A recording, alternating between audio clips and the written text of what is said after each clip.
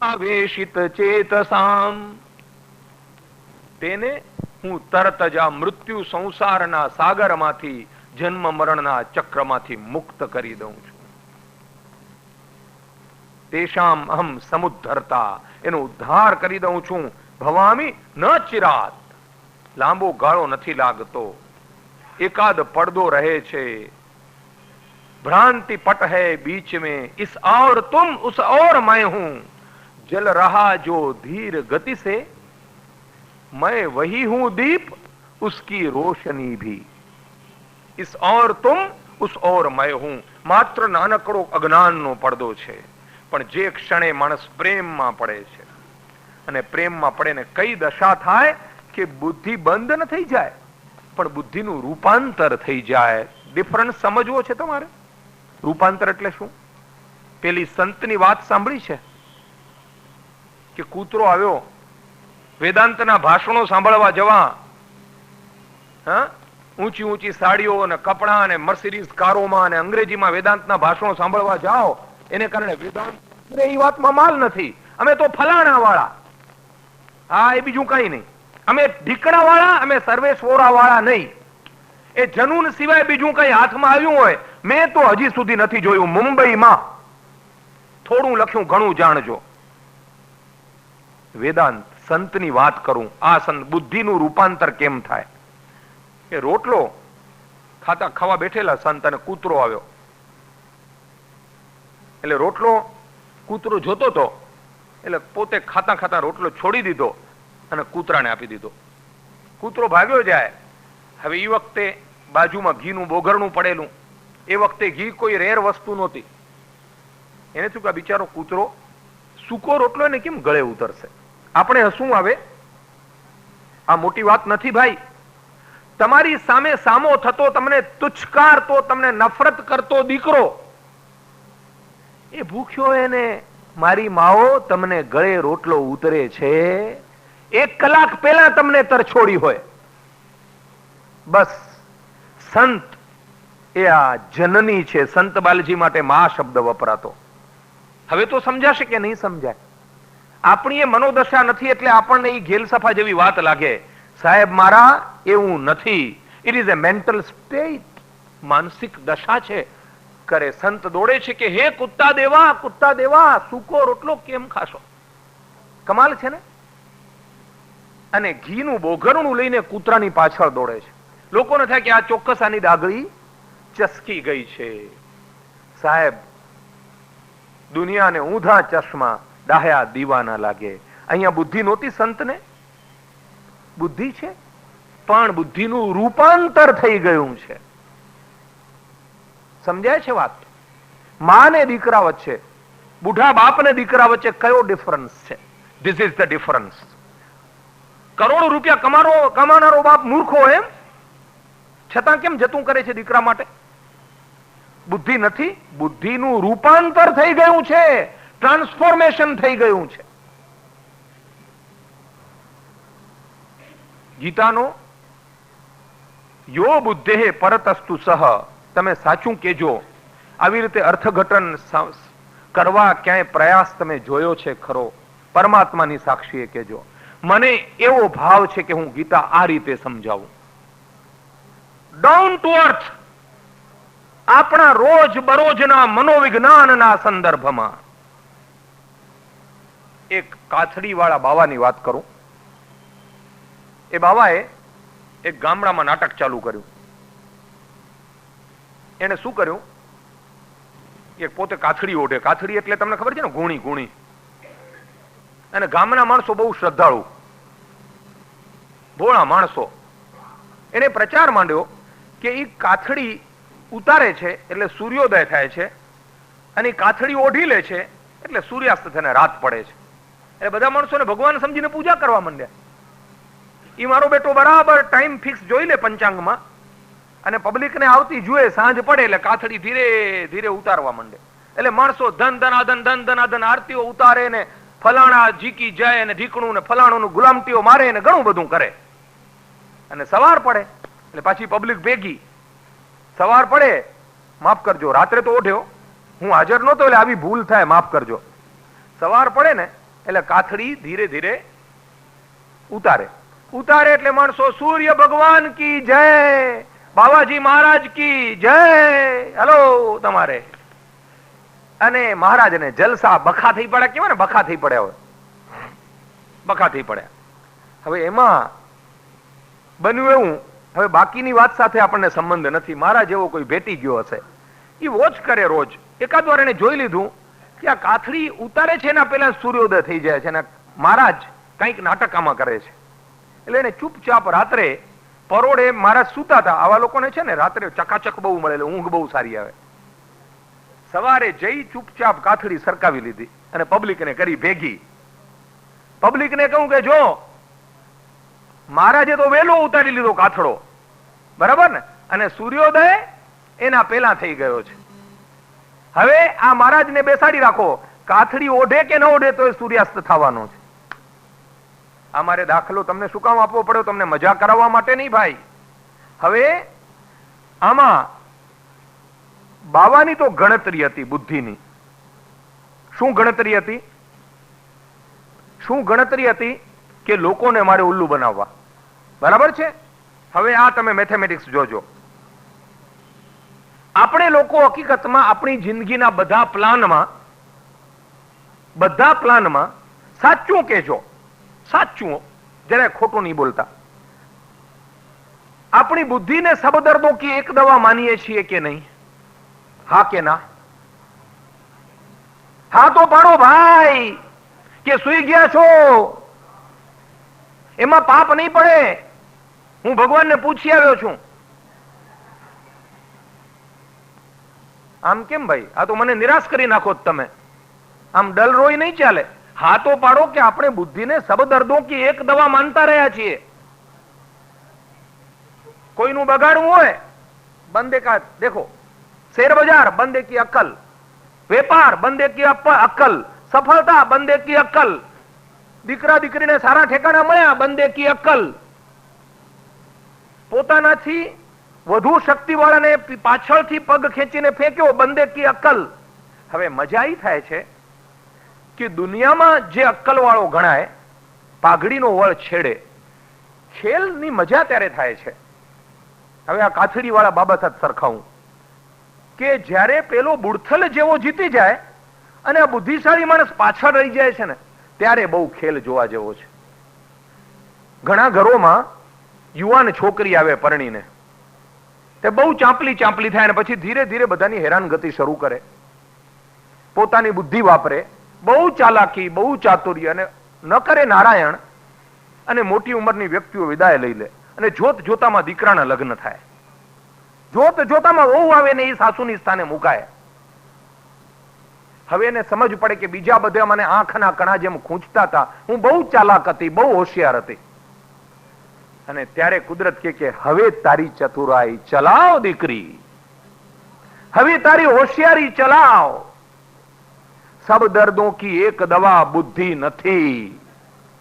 ભલ ભલા બુદ્ધિમંતો ને ચતુર લોકો કુદરતના ખેલ સામે માર ખાઈ જાય છે, અને સરળ તમારા જેવા ભોળા અને નિર્મળ માણસો પાઘડીના વળ છેડીની જેમ આગળ દોડ્યા જાય છે.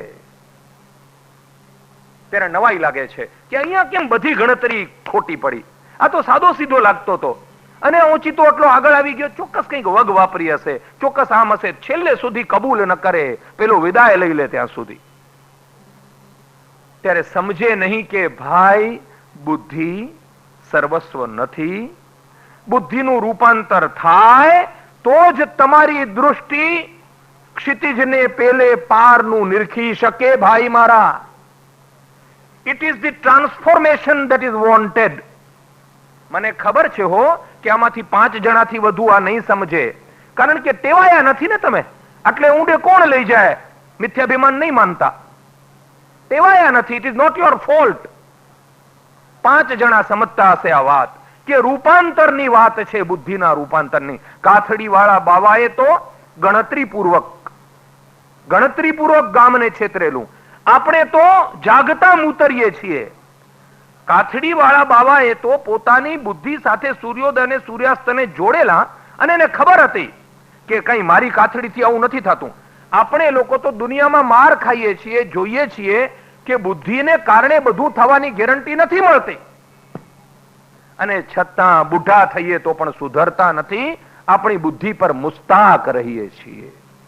અને જ્યાં સુધી આ બુદ્ધિને તાળું મારવાની વાત નથી કરતો, પ્લીઝ બુદ્ધિ વાપરવી જ પડે, કારણ કે પરમેશ્વરની એ ઈચ્છા છે, પરમેશ્વરનો એ પ્લાન છે. તમે બુદ્ધિ વાપર્યા વિના રહી નહીં શકો.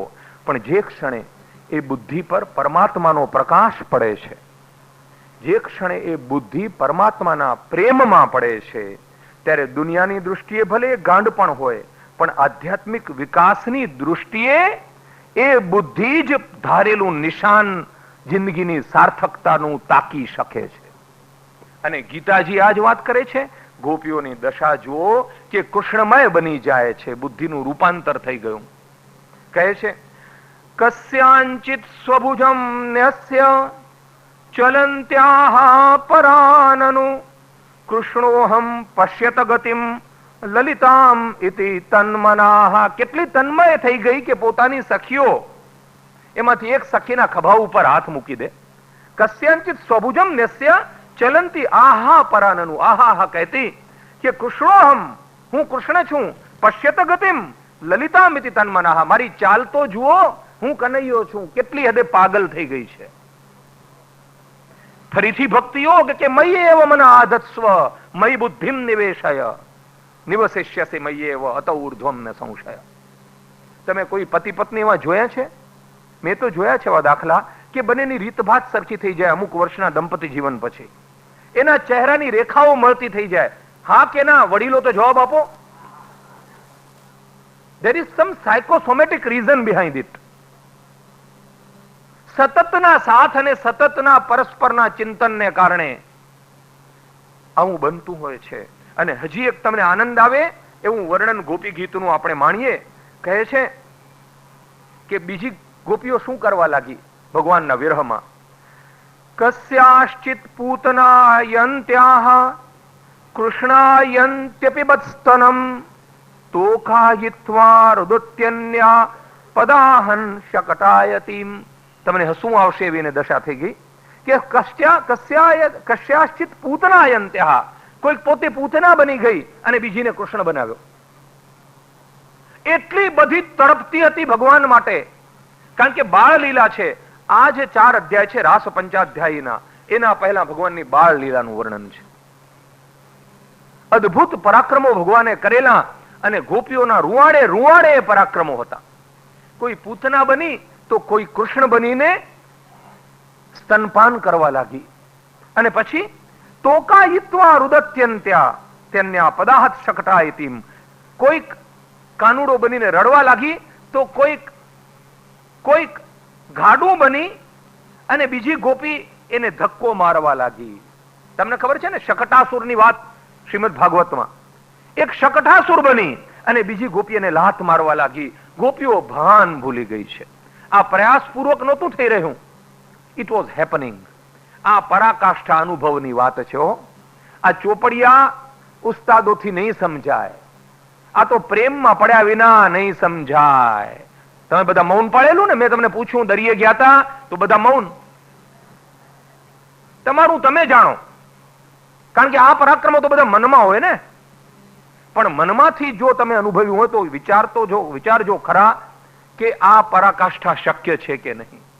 અને છેલ્લું એક સરસ ઉદાહરણ કે કૃષ્ણ રામાયિતે ધેતુ ગોપાયંત્યશ્ચ કાશ્ચન વત્સાયતીમ હંતિ ચાન્યા તત્રૈકાતુ બકાયતીમ. કૃષ્ણ રામાયિતે દ્વેતુ, એમાંથી એક બની બળરામ ને બીજી બની કૃષ્ણ. અને ગોપાયંત્યશ્ચ કાશ્ચન વત્સાયતીમ હંતિ ચાન્યા, એક વાછરડી બની અને બીજી એને હકલવા લાગી. તત્રૈકાતુ બકાયતીમ, અને એમાંની એક તો બકાસુર બની અને બીજી એની પાછળ દોડવા લાગી. આપણે કે પાગલોની જમાત છે કે શું? પણ ભાઈ આ પ્રેમ છે ને માણસને પાગલ બનાવી દે. એમ કહેવાય છે કે કોઈ પણ માણસને તમારે એના ખરા સ્વરૂપમાં જોવો ને તો એની પ્રિયતમા સાથે જુઓ. બાકી બહુ ડાયો ડમરો હોય. એકબીજાને બોલાવતા હોય જોવા જેવું હોય. બાબુડો ને તેનુડો ને ફલાણા ઢીકડા ને ઇન્ટરનલ નામો હોય જે આપણને ખબર ન હોય. આપણે સર્વેશ્વરા ને નટવરભાઈ દેસાઈ ને કેપી શાહ ને અનેક અનેક નામો સાંભળીએ, પણ ઘરે કયા નામે બોલાવતા હોય એની ખબર પડે તો જેમ આપણને હસવું આવ્યું આમાં હસવું આવે. હકીકતમાં આ તો બુદ્ધિનું રૂપાંતર છે ભાઈ મારા. ગમે તેટલો હોશિયાર હોય પણ એની પત્ની પાસે જાય, તમે જુઓ તમને લાગે કે આનું બધું ભણતર ક્યાં ગયું અને શરમ આવે છે? હા કે ના? કારણ કે આ પ્રેમની લીલા છે ભાઈ. અને ગોપીઓની આ દશા થઈ. પણ એક મહત્વની વાત એ છે, બહુ મહત્વની, કે વિરહ તો બધાને થાય છે, મને ને તમને ભગવાનનો. સાચી વાત છે કે નહીં? કારણ કે જિંદગીમાં કોઈક દુઃખની ક્ષણે જ્યારે બધું રોકાઈ જાય, આપણી બુદ્ધિની બ્લુ પ્રિન્ટ આપણને મારે, અને ત્યારે જ્યારે એનો પ્રેમાળ હાથ આપણા માથે મુકાય, આપણે એમ થાય કે બન્યું કેમ? પરમાત્માએ મારું રક્ષણ, બધા લોકો ઈચ્છે છે કે હું મરી જાઉં, બધા ઈચ્છે છે કે હું દુઃખી થાઉં, બધા ઈચ્છે છે કે હું બરબાદ થઈ જાઉં. આ તે કઈ તાકાત છે કે જેણે મારું રક્ષણ કર્યું? તમારા અનુભવની સરાણે તમે જો ગીતાને નહીં સમજો, ગોપી ગીતને સરાણે જો ગીતાને નહીં સમજો, તો તમને ગીતા માણવાનો કદી આનંદ નહીં આવે. જ્યારે આ અનુભૂતિ થાય છે ત્યારે તકલીફ એ છે કે એ તો યોગાનું યોગ, કાગનું બેસવું ને ડાળનું પડવું. ચમત્કાર તો મારા ને તમારા તમામના જીવનમાં થાય છે. ભગવાન દર્શન આપે છે, પણ આપણે એને કોઇન્સિડન્સ માની લઈએ છીએ. અમે શિબિરમાં જ્યારે મળીએ ને ત્યારે ફોર્મલ ફંક્શન પછી રાત્રે આવા અનુભવોની આપલે હોય. દૂધ કોલ્ડ ડ્રિંક મગાવીએ, કોફી મગાવીએ, અને અમારું ટોળું હોય 15-16 જણાનું. એકવાર દિનકરભાઈ આવેલા, અને પછી રાત્રે 12:30 વાગ્યા સુધી અમારી મહેફિલ જામે, અને એમાં આવી અનુભૂતિઓની આપલે થાય કે ભગવાન કેવી રીતે ચમત્કાર આપણા જીવનોમાં સર્જતો હોય છે. હવે મુદ્દાની વાત અહીં આવે છે, આપણાને ગોપીઓમાં શું ફેર છે કે ભગવાન દેખાય છે, કોઈક અજાણી દિશામાંથી આવી પહોંચે છે, પણ આપણે બેવકૂફો એની પાછળ પડવાનું ચૂકી જઈએ છીએ. તમારો દીકરો કોઈ બાજુની ગલીની છોકરીના પ્રેમમાં પડે તો તમે એને શું સલાહ આપશો? પેલો આવે કે હા હું એને લવ લેટર તો આપી આવ્યો, પણ પેલી ચપ્પલ બતાવે છે, તો શું સલાહ આપશો? કે ઘરે ભરાઈ દે? મારા જેવો તો શું સલાહ આપે ખબર તમને? વાંધો નહીં, હવે બીજી વાર જા, હવે ફૂલ આપ, હવે પાછળ લાગી જા, હવે આમ કર, હવે એની જન્મ તારીખ શોધી લે, લાગી પડ. એની ના ને હા માનવાની. આમાંથી કોઈ પ્રયોગ કરે એમ નથી, એટલે મારા કેટલાક ટકા ગયા સલાહ આપવામાં. તું તારે પાછળ પડી જા, એની નામાંથી હા થશે. પેલું કોઈ હિન્દી ફિલ્મનું ગીત છે ને, પેલું કે તારી નામાંથી હા થઈ ગઈ. શું ક્યારેક સાંભળવા મળે, હોટલોમાં મોટે મોટે ભૂંગળા વાગતા હોય, આપણે એમ થાય આ ખરો ખેલ છે ભાઈ. હવે કહેવાની વાત એ છે કે આ જે લીલા છે ભગવાનની, એમાં ભગવાન દેખાય છે, એની પાછળ પડતા નથી આપણે. જે આદુ ખાઈને પાછળ પડવાની વાત છે, આદુ ખાઈને પાછળ નથી પડતા, ભૂલાઈ ગયું, ના પાડી તો હવે બીજી. હવે એ જમાનો છે, તું નહીં ઓર સહી, ઓર નહીં ઓર સહી. ના પાડી, જ્યાં રોટલો બે રોટલા વધારે ખાજે. પણ હકીકતમાં છોકરીઓને કેવા ગમતા હોય ખબર તમને? મારો પીઠિયો છોડતો જ નથી, બોલો, રોજ ઉભો હોય બસ સ્ટોપ ઉપર, ટાઈમ ઉપર 3 બસ સ્ટોપ બદલાવ્યા, 3માં ઉભો હોય છે. અરે ભાઈ, એટલે તો તને મજા આવે છે. ઈ ખેલ છે બધો. છોકરાએ સમજી લેવું જોઈએ કે એમાં એને મજા આવે છે, ત્યારે જ ભાઈ સાહેબના લગ્ન થાય અને ખીલે બંધાય. આપણે ભગવાન સાથે ખીલે બંધાવવું હોય તો આ વાત યાદ રાખવી જોઈએ કે જ્યારે એના દર્શન થાય ત્યારે પાછા જિંદગીમાં ખોવાઈ નહીં જતા. ગોપીઓની આ વિશેષતા હતી કે એમને વિરહ તો થયો, પણ એમનું મન ભટક્યું નથી. પણ છતાં પણ ગોપીઓ હજી જ્ઞાની નથી બની. આપણે જ્ઞાન વિજ્ઞાન યોગ સુધી પહોંચવું છે ને ભાઈ. ગીતાના જ્ઞાન વિજ્ઞાન યોગ સાથે ગોપી ગીતની વાત લાવવાની છે. શા માટે જ્ઞાની નથી થઈ? કે એ છે ખરી જ્ઞાની, પણ પ્રચ્છન્ન જ્ઞાની છે. પ્રચ્છન્ન શબ્દ ખબર છે ને? વચ્ચે પડળ છે, ભ્રાંતિ પટ હૈ બીચ મેં. શું પડળ છે શોધી કાઢો. આવી અદ્ભુત ગોપીઓ એ ભગવાન આજુબાજુમાં છે છતાં પણ ઓળખી નથી શકતી. That is the main point. ઉપનિષદો કહે છે કે તદ દૂરે તદ અવંતિકે. એ માત્ર દૂર નથી ભાઈ મારા, એ આપણી પાસે પણ છે. એ તો સદા સર્વદા સર્વત્ર બિરાજમાન છે. પણ છતાં એ પ્રચ્છન્ન જ્ઞાની એટલે કહી કે આપણી પડોશમાં જ આપણા સુપ્રસિદ્ધ હિન્દી કવિયત્રી રહે છે નંદિનીબેન મહેતા. એમણે બહુ સરસ એક જ કડી લખી જે સૂત્ર બની ગઈ છે, ડાયરીમાં લખવા જેવી છે કે બાદલો સે ઢકી પૂનમ અમાવસ નહીં બનતી. કમાલ છે ને. ચંદ્રની આજુબાજુ વાદળ આવી જાય એને કારણે અમાસ થઈ જાય. અરે આ ગોપીઓની આંખે તો પડળ આવી ગયા છે ને એમ છે અમારો કાનુડો, અમારો કાનુડો. અરે કાનુડાને તમે સંબોધન કર્યું, કાલે જ આપણે વાત કરી. શું સંબોધન કર્યું? સર્વાત્મનામ અંતર દુઃખ. બધામાં બિરાજેલો બંધુરાત્મા. ભૂલી ગઈ આટલી વારમાં? થોડોક પ્રેમ કર્યો ને દિમાગ આસમાને રાઈ ચડી ગઈ. બસ એ તો અમારો એકલીનો, તારો એકલીનો સેનો.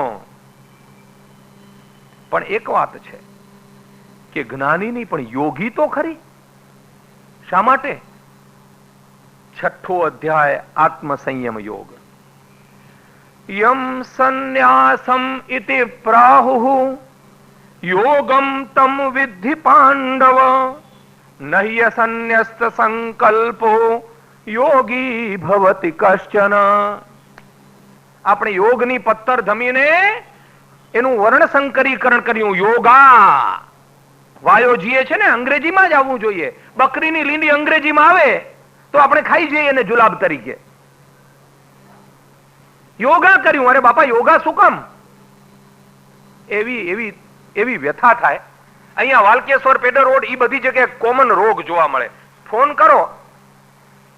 મારો અંતરયાત્રાનો લેખ વાંચ્યો તમે રવિવારે? ને અમારો બાબો તો અંગ્રેજી જ વાંચે. હો વાહ, તમારો બાબો સવાશેર.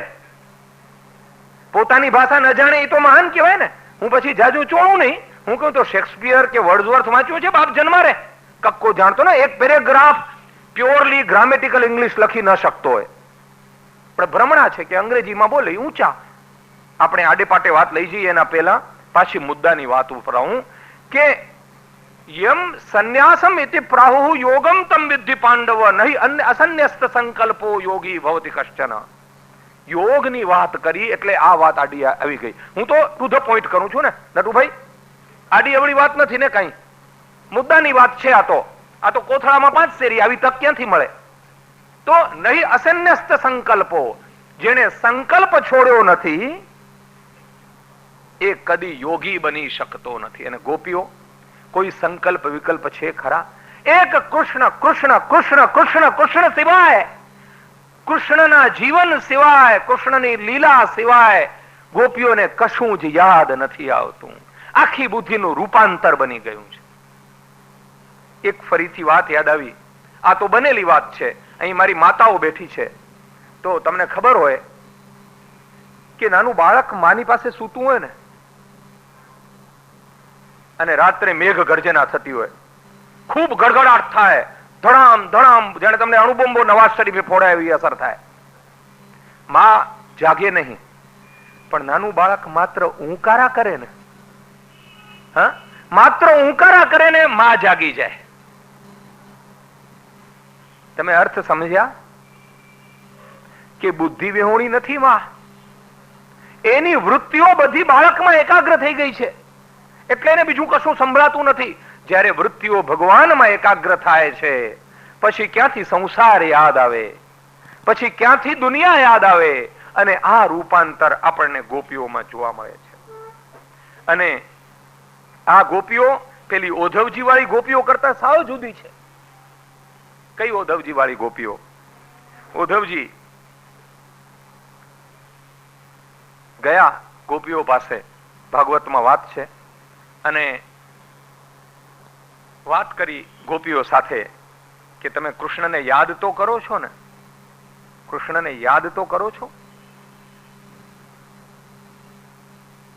હવે કૃષ્ણ કૃષ્ણને યાદ કરવા પડે એ 12મું ગુણસ્થાનક છે.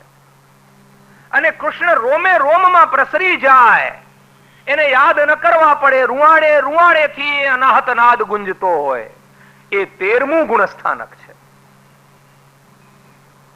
વાત વાતમાં પ્રિય વ્યક્તિનું નામ બોલાઈ જાય સ્વભાવગત રીતે. અને અહીંયા એ વાત છે, ઉધો મન કાહે 10-20, એક હુતો તો ગયો શ્યામ સંગ, કબ આરાધે ઈશ, ઉધો મન કાહે 10-20. મન ક્યાં 10-20 છે? કે એને યાદ કરવાનો પણ સમય હોય, કે માળાની સંખ્યા ગણવાનો પણ સમય હોય.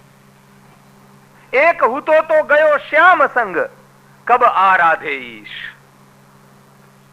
આરાધના કરવાનો સમય નથી રહેતો. ક્ષમા કરજો, ગોપીઓની આજની જે દશા છે એ હજી એનાથી પણ એક સ્ટેજ નીચે છે. ગોપીઓને યાદ કરવા પડે છે કૃષ્ણને, એની તડપ છે. સંપૂર્ણ મિલનની અવસ્થા અને અહીંયા વિરહની અવસ્થા છે. યોગી યુંજીત સતતમ. આપણે ગઈકાલે 5 અધ્યાય સુધીની વાત કરી ને, તો 6થા અધ્યાયને ન્યાય આપીએ. યોગી યુંજીત સતતમ આત્માનમ રહસી સ્થિતઃ, એકાકી યત ચિત્તાત્મા નિરાશીર પરિગ્રહ. યોગીએ શું કરવું જોઈએ? યુંજીત સતતમ આત્માનમ રહસી સ્થિતઃ, એકાકી, એકલો. અલક્ષિતોદ્યમાહા. ગોપીઓ આવી ત્યારે એકબીજાની ખબર જ નથી, ભાન ભૂલી ગઈ છે. રહસી સ્થિતઃ. હરીન્દ્રભાઈએ કહ્યું ને કે એકલતા દેજો તો મેળે. બધા વચ્ચે હોય છતાં એની દુનિયા અલગ જ હોય, બાકી બધું નાટક હોય. હા, બહુ મજા આવી, કેમ છો તમે, આવ્યા, બહુ સારું થયું, અંદરથી બીજું જ ચાલતું હોય. યોગી યુંજીત સતતમ આત્માનમ રહસે સ્થિત. રહસ એટલે એકાંત. એને પોતાનું જેને એકાંત છે ને, સમજી લેજો એની અંદર પરમાત્માનો દરબાર જળાહળા થઈ ઉઠશે. બધાની વચ્ચે જો તમને તમારા એકાંતનો દરબાર સાચવતા આવડે તો તમે કદી દુઃખી નહીં થાઓ. એમાં શહેનશાહની જો સ્થાપના થઈ તો યોગી યુંજીત સતતમ આત્માનમ રહસે સ્થિત એકાકી યત ચિત્તાત્મા. અને પોતાના ચિત્તને જે રોકી રાખે છે, નિરાશી, અને પછી કોઈ આશા નથી. આપણે આ એક્ઝેક્ટલી જે આત્મસંયમ યોગનું જે રિઝલ્ટ હોવું જોઈએ, આ રિઝલ્ટ છે. આત્મસંયમ યોગમાં ગીતામાં ભગવાને માર્ગદર્શન આપ્યું છે કે એક સ્થિરમ આસનમ, ધ્યાન કેવી રીતે કરવું, કેમ બેસવું, કેમ ઉઠવું. પણ અંતિમ હેતુ શું છે? તો કે નિરાશી અપરિગ્રહ. એ બધું ધ્યાન કર્યા પછી જો જીવ બીજે ક્યાંક હોય તો સમજી લેવું કે આ ધ્યાન ન થયું. તો એ રિઝલ્ટ જો ગોપીમાં જોવા મળતું હોય, એનો અર્થ એમ કે એ લોકો આત્મસંયમ યોગનો આખો અધ્યાય પામી ચૂકી છે. પાનની દુકાન ચલાવવાની હોય અને જમનાલાલ બજાજ ઇન્સ્ટિટ્યૂટના મેનેજમેન્ટમાંથી એક છોકરો આવે ગોલ્ડ મેડલ લઈને, અને ઇન્ટરવ્યુમાં બીજો એક કચ્છનો વાગડનો છોકરો આવે, 7 ધોરણ ભણેલો. એ તમને કે હેકડીના 500 દુકાન કરી દીધા. હેકડીના પણ 500 દુકાન લાઈન લગાવી દો. બરાબર છે ને કચ્છી? એક દુકાન નહીં કાકા, 500 દુકાનની લાઈન લગાવી દઈશ. અને પેલો બજાજ ઇન્સ્ટિટ્યૂટ વાળો કે એમાં એવું છે ને સાહેબ કે આપણે 500 કરીએ, પણ you have to provide me a budget for survey. You see we will have to hire a marketing survey company. Marketing survey company ગોઠવવી પડશે. હું સર્વે કરીશ ને આપણે પછી એવરી યર સર્વે કરીને 300-400 દુકાનો પાનની ખોલી નાખશું. હજી મુંબઈમાં કોઈ બ્રાન્ડ નેમ પાનનું શરૂ નથી કર્યું, કરવા જેવું છે. બોરીવલીથી જેમ પાન મસાલા આવતું ને, એમ ખાસ પાન, એક જ પ્રકારનું આર્કિટેક્ચર હોય દુકાનનું. ચાલે ને ચાલે? બોરીવલીથી ચર્ચગેટ સુધી કોઈ હોય પાર્ટનરમાં તો તૈયાર કેજો આપણે. તો કહેવાની વાત એ છે કે ઈ વાગડનો દીકરો કાંઈ સર્વેના પૈસા ખર્ચ્યા વિના મૂછે તાલ દઈને 1 વર્ષમાં 12 દુકાનો ઊભી કરે. અને પેલો બજાજ ઇન્સ્ટિટ્યૂટ વાળો હજી માર્કેટિંગ કંપની રિસર્ચની ગોતવામાંથી ઊંચો ના આવે. તો વેપારીના દીકરા માટે મહત્વનું શું? બજાજનું એનું પેલું ફડફડિયું કે આ 5 દુકાનો ઊભી થાય? જવાબ તો આપો ભાઈ. કઈ પાપ નહીં લાગે કનૈયાની હાજરીમાં. કયું સારું, વાગડનો છોકરો સારો કે બજાજ વાળો? તમે કોને લેશો? હા, વાગડ વાળાને. કારણ કે આપણે કચ્છી છીએ, ભલે બિચારાને કામ મળે. કહેવાનો ઈ છે મુદ્દો કે રિઝલ્ટ ઇઝ મોર ઇમ્પોર્ટન્ટ. ગમે તેટલી એક્સરસાઇઝ કર્યા પછી જો કઈ હાથમાં આવતું હોય, એટલા માટે કહે છે કે ઋષિઓ અને યોગીઓ પણ ગોપી પાસે પાણી ભરે. એમણે તો રિઝલ્ટ મેળવ્યું છે. કોઈ વિદ્વાન નહોતી, સાવ સામાન્ય વ્રજ વનિતાઓ હતી જેને કદાચ અક્ષર લખતા પણ ના આવડે. એને તો ભાષા એક જ, આંખના આંસુની ભાષા, બીજું કશું નહીં. અને એટલા માટે જો રિઝલ્ટની વાત કરતા હો તો સંયમ યોગમાં ભગવાન શ્રી કૃષ્ણે જે વર્ણન કર્યું છે કે નિરાશી યત ચિત્તાત્મા, જેણે પોતાના ચિત્તને આત્માને સંયમિત કર્યું છે, એવી ગોપીઓ ને આપણે યોગી કહેવી જ પડે. હવે એની ગોપીઓની સ્મરણની પોતાની રીત હતી અને જોવાનું છે જેને રિઝલ્ટ, એને આપણે બીજા શ્લોકના સંદર્ભમાં જોઈએ તો ભગવાન કહે છે ગીતામાં, યદા વિનિયતમ ચિત્તમ આત્મન્યેવાવતિષ્ઠતે નિસ્પૃહઃ સર્વકામેભ્યો યુક્ત ઇત્યુચ્યતે સદા.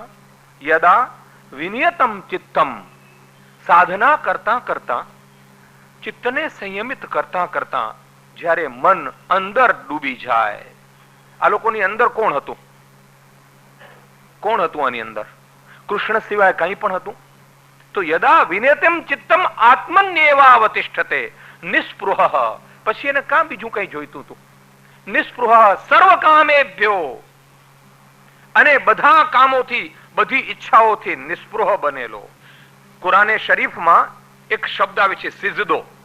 બરાબર ભાઈ? હા કે ના? સિજદો શબ્દ આવે છે. સિજદો એટલે સર્વસ્વ સમર્પણ, કુરબાન કરી દેવું.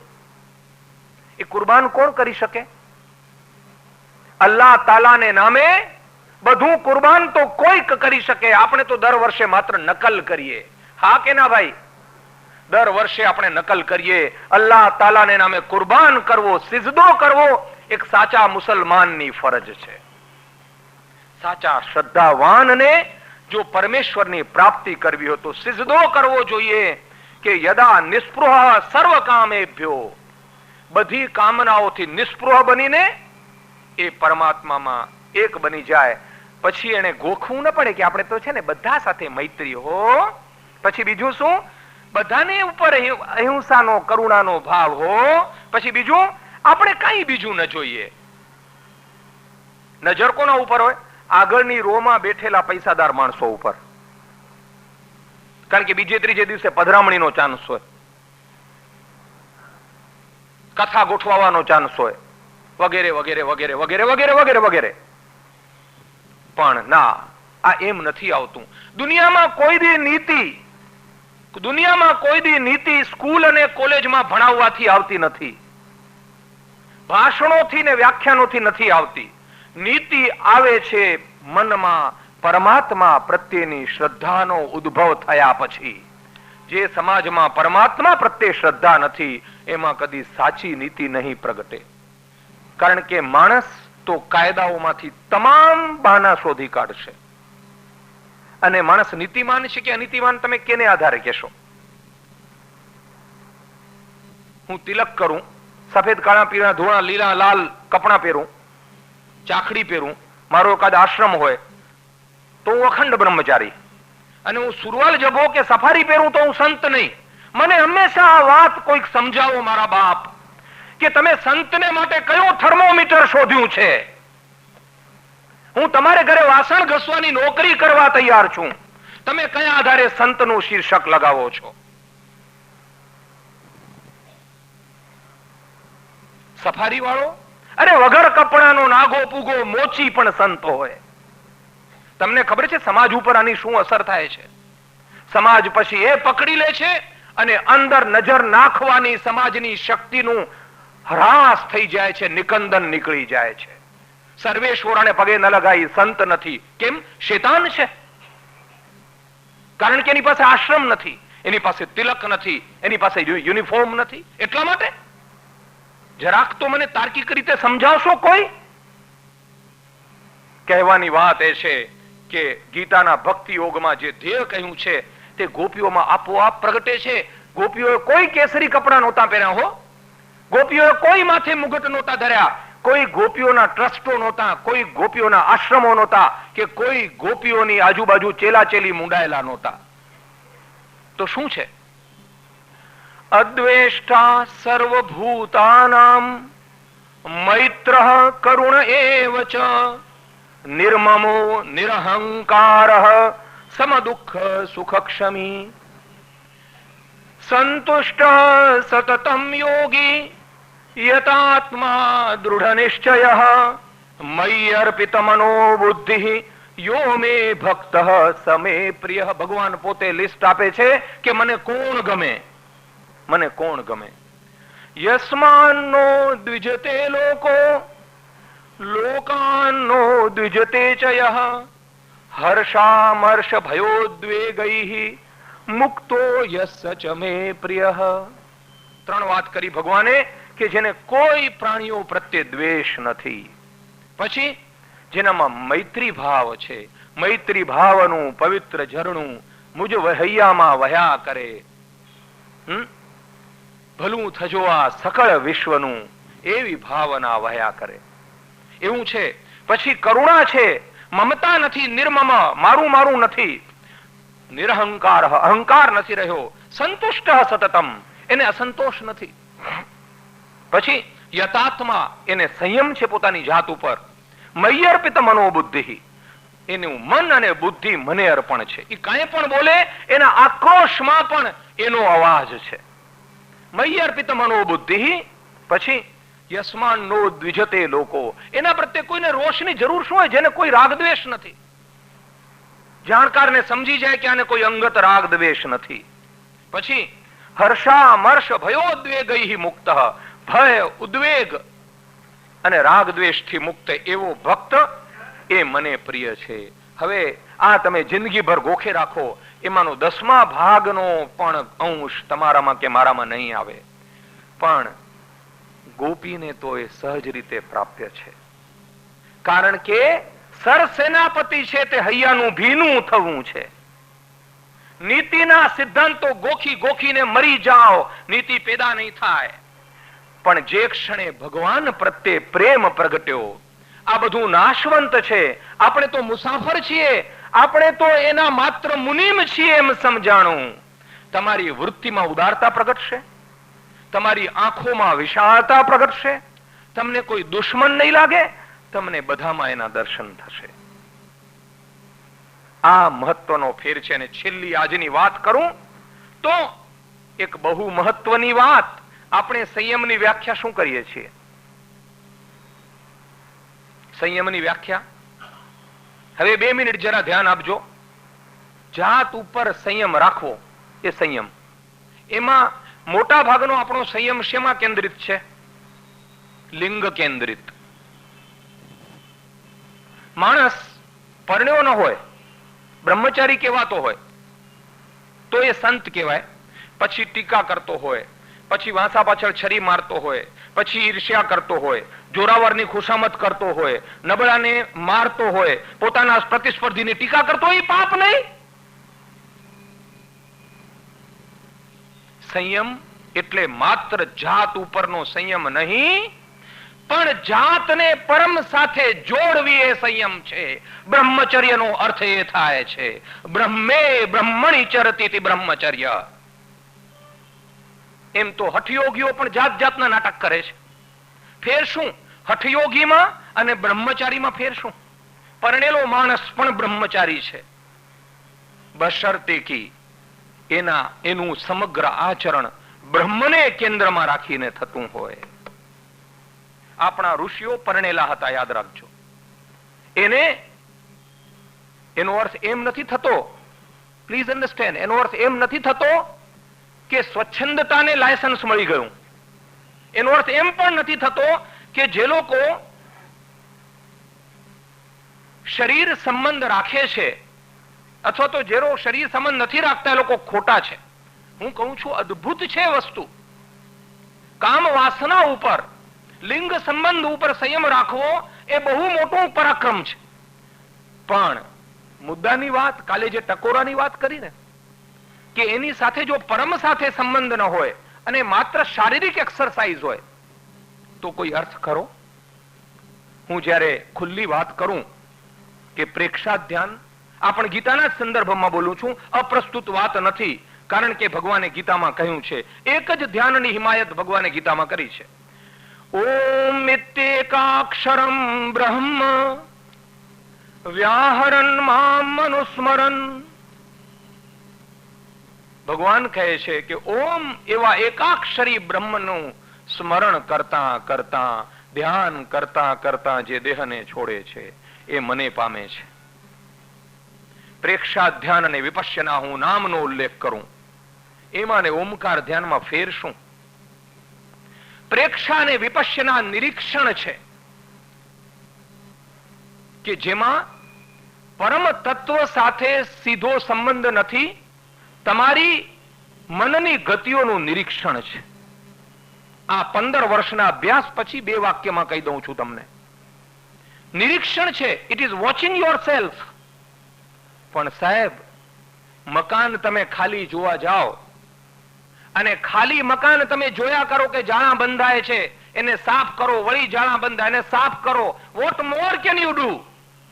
એ મકાનની અંદર જ્યાં સુધી વહાલાની મૂર્તિ બિરાજમાન નહીં થાય ત્યાં સુધી એ નિરીક્ષણ અને સાફ સુફીનો કોઈ અર્થ નથી. સમજાયું? ઓમકાર એ પરમ ચેતના છે. પ્રેક્ષાધ્યાન અને વિપશ્યના બહુ જરૂરી છે, અતિશય ઉપયોગી છે, પણ એ સાધનો છે અને સાધ્ય ઓમકાર ધ્યાન છે.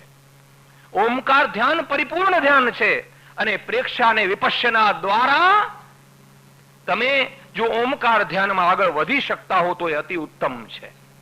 જરા મેં કદાચ વિવાદાસ્પદ વિધાન કર્યું છે, પણ મને જે લાગ્યું છે એ પરમાત્માની સાક્ષીએ કહું છું. એટલે આ વાત સમજવાની છે કે સંયમ એટલે પરમ સાથે પોતાની જાતને જોડવી. શરણ ભાવ જ્યાં સુધી પેદા ન થાય ત્યાં સુધી કશું જ વળતું નથી. તુજે શરણ, તુજે શરણ નાથ સદા ચાહું,